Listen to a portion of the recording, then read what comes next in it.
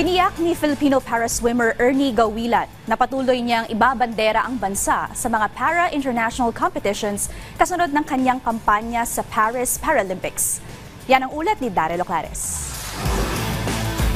Sa kanyang ikatlong pagsabak sa Paralympic Games, bigo pa rin na makakuha ng medalya ang Filipino para-swimmer na si Ernie Gawilan. Matatandaan na unang sumalang si Gawilan sa men's 200-meter individual medley SM7 noong Sabado, kung saan hindi siya pinalad na makapasok sa medal round matapos na makuha ang ika-6 na pwesto sa Heat 2. Mas maganda naman ang ipinakita ng 33-year-old para-tanker sa men's 400-meter freestyle S7 noong Lunes.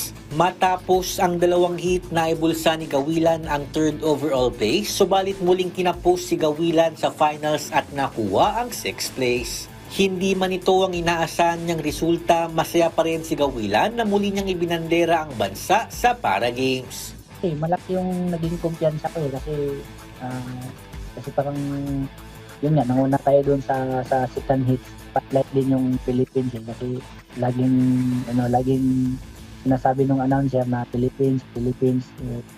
Yun, masaya ako doon na naging ganun yung resulta nung first hit, ay second hit, dahil yun nga, na-highlight yung Philippines doon sa games na yun.